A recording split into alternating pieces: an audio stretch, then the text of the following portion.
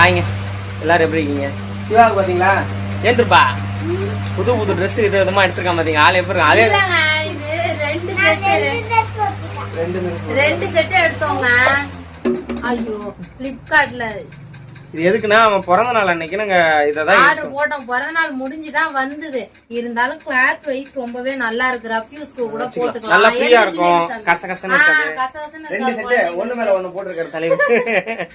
சும்மா வீடியோவுக்காக போட்டிருந்தான். எதுக்காக வீடியோன்னு பாத்தீங்கன்னா அதிக பேரு நாங்க வந்து என்னம்மா இன்ஸ்டாவுல குள்ளாய் ஐடின்னு ஒண்ணு இருக்குதுங்க. அதுல வந்து நாங்க அப்ளிகேட் ப்ரோக்ராம் பண்றதுனால தப்பா நினைச்சுட்டாங்க. என்ன கேக்குறாங்கன்னா முதல்ல நீ ஆர்டர் போற குறை, அப்புறம் வீடு கட்டலாம். மீஷோல இருந்து பொருள் வாங்குறத குறை, அதுக்கப்புறம் எல்லாமே நல்லா இருக்கும் அப்படின்னு சொல்லுறாங்க. நான் வாங்கி ரிட்டர்ன் போயிடுங்க. அது நம்மகிட்ட இருக்காது. வாங்க ஆனா இவளுக்கு பண்ற ஒரு செட்டை வாங்குறதெல்லாம் வச்சுக்கலாமாமா இதான் அவளோட வேலை. இவ ஆர்டர் போறதெல்லாம் நல்லா யோசிச்சு ஆர்டர் போடலாம். அதெல்லாம் நல்லா வந்துருமாமா வச்சுக்கலாமா. பிச்சைதான் இருக்கணும். சோத்துக்கு மாதிரி ரிட்டர்ன். எனக்கு எந்த ப்ராடக்ட் எல்லாம் பிடிக்குதோ அந்த ப்ராடக்ட் எல்லாம் நான் வாங்கி ரிவ்யூ பண்ணுவேன். நல்லா இருந்தா மட்டும்தான் நல்லா இருக்குன்னு சொல்லுவேன். இல்லனாலாம் நான் சொல்ல மாட்டேன். அது இல்லாம அதுல நாங்க ஒன்னும் பெருசா சம்பாதிக்கலாம். ட்ரை பண்ணிட்டு இருக்கோம். ட்ரை அவ்வளவுதான். அது அப்புறம் இந்த வீடியோல நிறைய கேள்வி பதிலுக்கும் அப்படியே ஆன்சர், கேள்வி பதிலுங்கள் தாண்டி அவங்களோட எமோஷன்ஸை வெளிப்படுத்திருந்தாங்க. அதையும் இதுல சொல்லிடலாம் அப்படின்னு. வீடு மாத்த வேண்டியதானே இன்னைக்கு நேத்து இல்லைங்க. அது கிட்டத்தட்ட 2 வருஷமா நாங்க சேனல் ஆரம்பிச்சது வந்துட்டு தான் இருக்கு. சத்தியமா சொல்றேங்க, வீடை மாத்த முடியாது. ஆனா ரெடி பண்ணிட்டு இருக்கோம். வீட்டுக்கு கூடி சீக்கிரம் நாங்க ரெடி பண்ணிட்டு இருக்கோம். மாறி போயிடுவோம். ஏன்னா உங்களுக்கு தெரியாதுல்ல நம்ம நிலைமை. என்னதான் சம்பாதிச்சாலும் இந்த காலத்துல நம்ம வந்து ஃபேமிலி ரன் பண்றது ரொம்ப கஷ்டம். 50,000 சம்பாதிக்கணும், 40,000 சம்பாதிக்க திணறாங்க. நம்ம 10-15 வச்சுட்டு ஒன்றும் பண்ண முடியாது. வாடகை வீட்டு போய் அதை சமாளிக்க முடியாதுங்க. ஏன்னா நம்ம பசங்களுக்கு சாப்பாடு அது இதுன்னு இருக்கு. அப்புறம் சிவா ஸ்கூல் விஷயத்துல படிப்புல காம்ப்ரமைஸ் பண்ணாதீங்க. முடிஞ்ச அளவு பிரைவேட்ல சேருங்கன்னு சொன்னீங்க. பாருங்க, முடிஞ்ச அளவுக்கு யோசிக்கணுங்க. ஆனா கவர்மெண்ட்லயே நல்லா தான் இருக்கு. நானும் கவர்மெண்ட்ல தான் படிச்சேன். என்ன நான் ஒழுங்கா ஸ்கூலுக்கு போறதுனால வீணா போயிட்டேன். ஆனா இவன் நல்லா படிப்பான்னு நினைக்கிறேன். இவனுக்கு நிறைய நல்லா கோச்சிங் விளையாட விடுவாங்க. அதனால என்ன பண்றதுன்னு தெரியலங்க. பணத்துக்கு பொறுத்து சொல்லல. அதை வச்சு இவனுக்கு பின்னாடி நம்ம ஏதாவது பேக்ரவுண்ட் செட் பண்ணி கொடுக்கலாம். அந்த அமௌண்ட்டை போட்டு வச்சோம்னா ஒருவேளை இவன் நல்லா படிச்சு காலேஜ்ல போகும்போது பணம் தேவைப்படலாம். பிசினஸ் ஏதோ பண்றான், இல்ல பண்ண செட் ஆகாதுன்னு ஒரு லேனுக்கு வந்தானா ஏதாவது நம்ம கையில ஒரு 2 லட்சம் 3 லட்சம் கொடுக்கலாம்.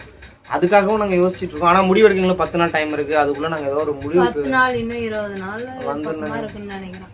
அப்புறம் இன்னொரு ஒருத்தவங்க சொல்லியிருந்தாங்க, அவங்க டீச்சர் தான் என்னமோ தெரியல, இந்த மாதிரி டீச்சர்கிட்ட பேசுறதுலாம் வந்து அநாகரிகம், இது வந்து ரொம்ப மோசம், இதுக்கு போய் நீங்க என்னமோ பெருமைப்பட்டுக்கிறீங்க அப்படின்னு.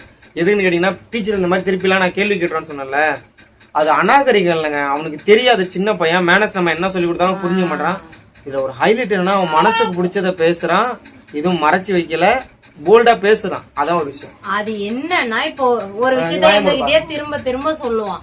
பால் தொலைஞ்சிச்சுமா எடுத்து நான் சொல்லுவேன், சிவா சொன்னதே என்கிட்ட சொல்லாத, 1000 டைம் சொன்னதே சொல்லாத அப்படின்னு சொல்லுவான். அவங்க டீச்சர் எந்த விஷயத்துல அவன் அதை இது பண்ணணும் தெரியல, எந்த விஷயத்துல சொல்லணும்னு தெரியல. டீச்சர் வந்து நடத்தின லெசனையே திரும்ப சொன்னாங்களா என்னமோ தெரியல. அதுக்கு வந்து நம்ம அம்மா இப்படி சொன்னாங்களே, சொன்ன விஷயத்தையே சொல்லக்கூடாதுன்னு அப்படின்னு அவன் நினைச்சுக்கிட்டான். ஆனா போக போக புரிஞ்சுப்பான். ஆனா எனக்குமே அப்பப்போ கோவம் வருங்க. நான் வீட்டுல வந்து அடிச்சிருவோம். டீசெண்டா பேசணும், டீச்சர் எல்லாம் பேசக்கூடாதுன்னு நாங்க சொல்லுவோம்.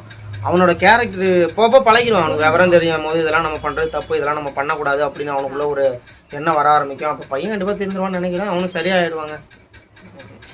அது ஒன்றும் சொல்ல முடியாத நிலைமையில உட்காந்துருக்க வேண்டியதா இருக்கு.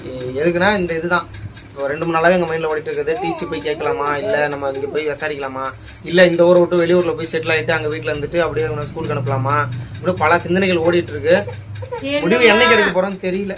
நீ என்னமா சொல்ற? முன்னெல்லாம் ஒரு ஸ்டெடியா முடிவு எடுத்துட்டு வா, இங்கதான் போனாங்க கன்ஃபார்ம் கவர்மெண்ட் தாங்க.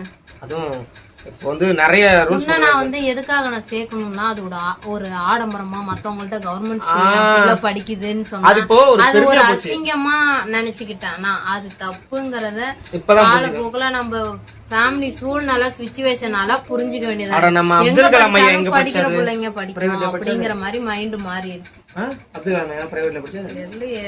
பெருந்தலைவர்கள் யாரும் பிரைவேட்ல எல்லாம் படிச்சு வரல. அவங்க படிக்கணும்னா அவங்க கண்டிப்பா படிப்பாங்க.